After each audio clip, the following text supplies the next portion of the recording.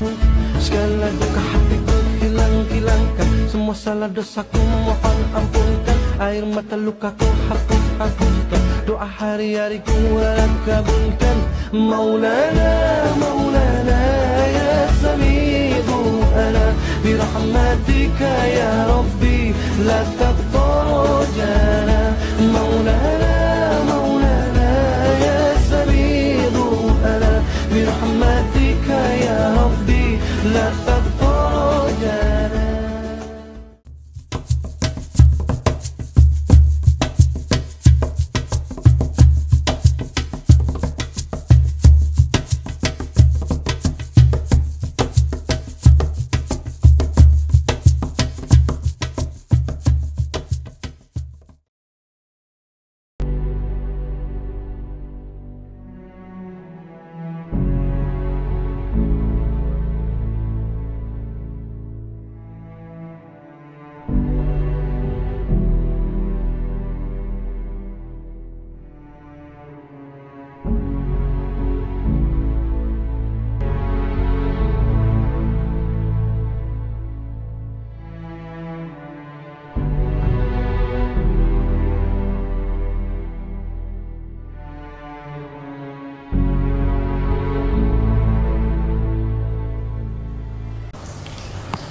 Assalamualaikum warahmatullahi wabarakatuh. Alhamdulillahilladzi anzala ala abdihil kitaba wa lam yaj'al lahu iwaja qayyiman liyunzira ba'san shadidan min ladunhu wa yubashshiral mu'minina alladzina ya'maluna as-solihati anna lahum ajran hasanah. Asyhadu an la ilaha illallah wahdahu la syarika lah wa asyhadu anna wa nabiyyana Muhammadan abduhu wa rasuluh la nabiyya ba'dah. Faqala ta'ala fi kitabihil karim, a'udzu billahi minasyaitonir rajim, bismillahirrahmanirrahim. Wa idz qala rabbuka lil malaikati inni ja'ilun fil ardi khalifah qalu ataj'alu fiha may yufsidu fiha wa yasfiku ad-dima' wa nahnu nusabbihu bihamdika wa nuqaddisu lak qala inni a'lamu ma la ta'lamun. Alhamdulillahi rabbil alamin. Segala puja dan puji syukur senantiasa marilah kita panjatkan kehadiran Allah Subhanahu wa taala atas segala nikmatnya, baik nikmat terbesar hingga nikmat terkecil pun yang masih tetap diberikannya kepada kita, sehingga kita masih tetap dapat melakukan berbagai aktivitas berharga, aktivitas yang bernilai ibadah di hadapan Allah Subhanahu wa taala. Terutama saat ini kita masih berada di bulan suci Ramadan yang Allah limpahkan pahala yang begitu besar bagi orang-orang yang senantiasa beribadah dengan ikhlas kepadanya. Salawat dan salam senantiasa marilah kita curahkan kepada manusia agung dan mulia Nabi besar Muhammad sallallahu alaihi wasallam, juga kepada keluarga, para sahabat, para pengikutnya semua hingga kita di akhir zaman. Semoga di yaumul qiyamah kelak kita dapat menjadi orang-orang yang mendapatkan syafaat dari Nabi Muhammad sallallahu alaihi wasallam. Amin, amin ya rabbal alamin. Ma'asyiral muslimin, sahabat ACR rahimakumullah. Sejarah peradaban manusia dimulai dari penciptaan Nabi Adam alaihissalam dan istrinya Siti Hawa, yang pada mulanya Nabi Adam dan istrinya Siti Hawa diciptakan dan tinggal di surganya Allah Subhanahu wa taala. Namun karena satu kesalahan, mereka akhirnya dikeluarkan dari surga, kemudian ditempatkan di buminya Allah Subhanahu wa taala. Disinilah anak cucu keturunan Nabi Adam dan Siti Hawa berkembang biak hingga sampai pada masa kita sekarang, yang menurut para ahli kitab rentang waktunya sekitar 6.155 tahun. Dengan rentang waktu yang begitu panjang ini, pernahkah kita berpikir, pernahkah kita mencoba menelaah? Yang pertama, mengapa Allah menciptakan kita sebagai manusia? Dan yang kedua, apa tujuan Allah Subhanahu wa taala menciptakan kita di dunia? Ma'asyiral muslimin, sahabat ACR rahimakumullah. Pertanyaan yang pertama adalah, mengapa Allah menciptakan kita di dunia? Pembahasan ini akan kita mulai pada Al-Quran surah Al-Baqarah ayat 30. A'udzu billahi minasyaitonir rajim. Bismillahirrahmanirrahim. Wa idz qala rabbuka lil malaikati inni ja'ilun fil ardi khalifah qalu ataj'alu fiha may yufsidu fiha wa yasfikud dima' wa nahnu nusabbihu bihamdika wa nuqaddisu lak qala inni a'lamu ma la ta'lamun. Dalam ayat ini terjadi sebuah percakapan antara Allah Subhanahu wa taala dan para malaikatnya. Allah dari awal mengatakan, sesungguhnya aku hendak menjadikan seorang khalifah di muka bumi. Kemudian para malaikat pun bertanya, mengapa engkau hendak menjadikan khalifah di muka bumi ya Allah? Padahal manusia hanya akan melakukan kerusakan dan menumpahkan darah. Padahal kami senantiasa bertasbih, memuji dan mensucikan asmamu. Lantas kemudian di bagian akhir ayat ini Allah katakan, qala inni a'lamu ma la ta'lamun. Sesungguhnya aku mengetahui apa yang tidak kamu ketahui. Dari ayat ini bisa kita ambil sebuah kesimpulan bahwasanya ketika Allah menciptakan makhluk yang bernama manusia, perencanaannya itu pun sedang diskusikan kepada para malaikat, dan para malaikat pun sempat meragukan. Tetapi kalimat terakhirnya adalah, sungguhnya Allah lebih mengetahui dari apa yang tidak kamu ketahui. Ayat ini masih berlanjut di ayat 31 dalam surah Al-Baqarah. Allah katakan, wa 'allama Adama al-asma'a kullaha summa 'aradahum 'alal malaikati faqala anbi'uni bi asma'iha ulai in kuntum shadiqin.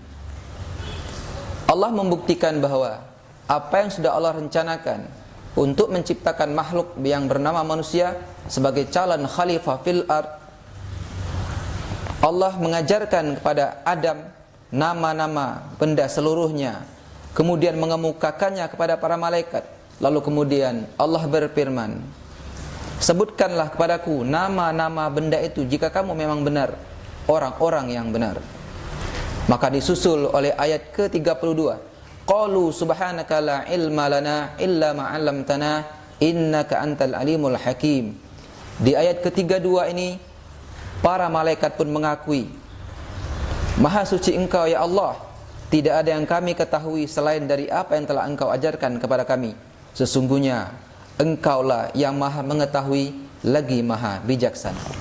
Ma'asyiral muslimin, sahabat ACR rahimakumullah, mengenai makna khalifah fil ard, maka di sini ada sesuatu yang begitu berharga yang disematkan Allah kepada kita sebagai manusia, yaitu pemimpin di muka bumi, khalifah fil ard. Bahkan Allah sempurnakan, Allah lengkapi bahwa Allah menciptakan atau menunjuk manusia sebagai khalifah fil ard bukanlah suatu yang salah. Dalam surah At-Tin ayat 4, Allah Subhanahu wa taala katakan, laqad khalaqnal insana fi ahsani taqwim. Telah kuciptakan, kata Allah, makhluk yang bernama manusia ini dalam penciptaan yang paling sempurna. Ini melengkapi status manusia sebagai khalifah fil ard, tentu harus memiliki kesempurnaan dan kelebihan daripada makhluk-makhluk yang lainnya. Masyarakat muslimin, sahabat ACR rahimakumullah, ketika kita menyadari, ketika kita bisa memikirkan bahwasanya kita ini adalah makhluk yang paling sempurna yang pernah diciptakan Allah Subhanahu wa taala, hendaklah kita bisa memantaskan diri kita, menyesuaikan diri kita sebagai makhluk yang memang sempurna, bukan malah sebaliknya. Bahkan Allah sampaikan di dalam surah At-Tin ayat 5 bahwa manusia ini akan ditempatkan di tempat yang paling hina, diciptakan paling sempurna, namun kemudian akan ditempatkan di tempat yang paling hina apabila kita tidak mampu menyesuaikan diri kita menjalankan amanah oleh Allah Subhanahu wa taala sebagai khalifah fil ard yang melakukan kerusakan di muka bumi, tidak mau beribadah kepada Allah Subhanahu wa taala dan banyak melakukan kemaksiatan baik secara umum ataupun kepada dirinya sendiri. Ma'asyiral muslimin, sahabat ACR rahimakumullah, ingatlah ketika khalifah fil ard disematkan kepada kita sebagai manusia, maka di sana ada bentuk tanggung jawab yang luar biasa yang akan nanti dipertanyakan oleh Allah Subhanahu wa taala pada hari akhir. Bahkan Rasulullah sallallahu alaihi wasallam mengatakan bahwasanya kullukum ra'in wa kullukum mas'ulun an ra'iyati. Setiap kita ini adalah pemimpin, maka setiap pemimpin tersebut akan dimintai pertanggungjawaban di hadapan Allah Subhanahu wa taala. Kalau sebuah negara tentu dipimpin oleh seorang presiden, sebuah provinsi maka dipimpin oleh seorang gubernur. Di dalam keluarga akan dipimpin oleh seorang kepala keluarga. Dan untuk diri kita sendiri, jiwa kita adalah pemimpinnya. Maka setiap apa yang kita pimpin ini akan dimintai pertanggungjawaban oleh Allah Subhanahu wa taala kelak. Artinya, jika kita sudah menyadari bahwa kita akan mendapatkan resiko jika kita tidak menjalankan amanah sebagai khalifah fil ard, maka bersiap-siaplah kita akan mendapatkan hukuman terbar dari Allah Subhanahu wa taala, mungkin juga di dunia dan terutama di alam kubur, dan yang pasti adalah di hari kiamat kelak. Ma'asyiral muslimin, sahabat ACR rahimakumullah. Pertanyaan besar yang kedua adalah, apa tujuan Allah menciptakan kita sebagai manusia di bumi? Maka jika kita membahas ini, kita masuk kepada Al-Quran surah Az-Zariyat ayat 56. A'udzubillahi minasyaitonirrajim. Bismillahirrahmanirrahim. Wa ma khalaqtul jinna wal insa illa liya'budun. Apa kata Allah? Tidak akan pernah kuciptakan manusia dan jin kecuali hanya untuk beribadah kepadaku. Makna ayat ini begitu dalam. Kalau di awal tadi Allah menunjuk kita sebagai khalifah fil ard, maka yang kedua ini Allah lebih spesifik menunjuk kita bahwa kita diciptakan di dunia ini tidak ada hal yang lebih penting daripada beribadah kepada Allah Subhanahu wa taala. Namun makna ibadah ini tidak bisa kita maknai hanya dari tekstual saja, tetapi bisa juga dimaknai dari majasinya, bahwa ibadah kepada Allah Subhanahu wa taala bukan hanya yang terbayang di pikiran kita tentang sholat 5 waktu, puasa di bulan Ramadan, membayar zakat, atau naik haji bagi yang mampu, atau hal yang paling utama yaitu bersyahadat. Tidak cukup sampai di situ. Ibadah yang dimaksudkan Allah Subhanahu wa taala di Al-Qur'an surah Az-Zariyat ayat 56 ini adalah lebih secara umum. Apapun yang kita lakukan, kegiatan apapun yang kita kerjakan, kesibukan apapun yang kita kerjakan, pekerjaan apapun yang menjadi spesialis kita dalam kehidupan di dunia ini, jika semua itu diniatkan karena Allah Subhanahu wa taala, tentu itu juga adalah bagian daripada ibadah. Contoh, seorang guru, tentu profesi mengajar ini adalah menurut Rasulullah SAW adalah pekerjaan yang sangat mulia karena dia mewariskan ilmu kepada anak didiknya. Jika profesi ini diniatkan karena Allah Subhanahu wa taala, maka insyaallah pekerjaan ini adalah juga bagian daripada ibadah yang nanti di akhirat kita akan mendapatkan ganjaran pahala yang luar biasa. Contoh yang lainnya adalah seorang pedagang. Jika dia adalah seorang pedagang yang jujur, maka tentu dia akan memberi tarif dagangannya dengan harga yang sesuai, tidak menipu pembelinya, dan mendamaikan, menenangkan para pembelinya sehingga dagangannya semakin laris ke depannya. Dan satu lagi contoh adalah seorang pemimpin di negara kita misalnya. Jikalau pemimpin negara kita ini adalah orang-orang yang beriman kepada Allah, menjalankan kepemimpinannya karena Allah Subhanahu wa taala, tentu tidak akan terjadi pemerintah yang korup, selalu menindas, memberi kebijakan-kebijakan yang tidak sesuai, yang justru membuat masyarakat menderita. Innamal a'malu binniyat wa innamal likulli imri'in ma nawa. Segala sesuatu hendaklah dimulai dengan niat, karena hasil dari semua itu akan sesuai dengan apa yang kita niatkan. Niat karena Allah Subhanahu wa taala, maka hasilnya juga pahala yang berlipat ganda, dan ganjarannya kita akan rasakan nanti begitu kita di alam kubur atau nanti dipertanggungjawabkan pada yaumul kiamah. Ma'asyiral muslimin, sahabat ACR rahimakumullah, masih berkenaan dengan konsep ibadah kepada Allah Subhanahu wa taala, saya jadi teringat dengan kisah perjalanan spiritual Isra Mi'rajnya Nabi Muhammad SAW dari Masjidil Haram ke Masjidil Aqsa dan ke Sidratul Muntaha, langit ke-7. Sepulang dari bertemu dengan Allah Subhanahu wa taala, Rasulullah mendapatkan oleh-oleh, yaitu perintah solat sebanyak 50 waktu. Banyak orang yang berpikir, dengan kesibukan manusia di dunia ini, bagaimana kita bisa melaksanakan solat sebanyak itu? Bahkan Nabi Musa alaihissalam sempat memberi nasihat kepada Nabi Muhammad SAW agar minta keringanan supaya umatnya bisa melaksanakan ibadah menjadi lebih ringan, sehingga akhirnya menjadi 5 rakaat. Namun dari ayat ini, dari kisah ini, kita bisa mencerna bahwa wajar saja Allah memberi kita perintah solat sebanyak 50 waktu, karena memang tujuan kita diciptakan Allah Subhanahu wa taala adalah untuk beribadah kepadanya. Wa ma khalaqtul jinna wal insa illa liya'budun. Tidak pernah Allah ciptakan kecuali hanya untuk beribadah kepadanya. Ma'asyiral muslimin, sahabat ACR rahimakumullah, sebagai kesimpulan dari pembahasan ini, yang pertama adalah kita diciptakan Allah Subhanahu wa taala adalah sebagai khalifah, sebagai pemimpin di muka bumi.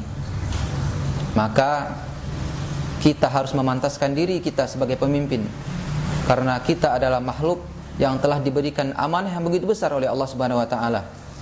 Dan yang kedua, tujuan kita diciptakan Allah di muka bumi ini adalah hanya untuk beribadah kepadanya. Maka hendaklah setiap aktivitas kita, setiap kegiatan kita, apapun itu bentuknya, hendaklah selalu diniatkan karena Allah Subhanahu wa taala, agar amanah Allah kepada kita sebagai khalifah fil ard dan tujuan kita hanya menyembah kepada Allah dapat benar-benar terwujud. Dan ketika Allah memanggil kita kembali nanti ke akhirat, kita dapat kembali kepada Allah dalam keadaan manusia yang terbaik, ditempatkan di sisi Allah di tempat yang paling mulia, menjadi hamba Allah yang husnul khatimah. Mungkin ini saja yang dapat saya sampaikan pada kesempatan ini. Jika ada kesalahan, tentu itu berasal dari saya secara pribadi. Jika ada benarnya, maka tentu semua dari Allah Subhanahu wa taala. Wabillahi taufiq wal hidayah wa ridha wal inayah. Wassalamualaikum warahmatullahi wabarakatuh.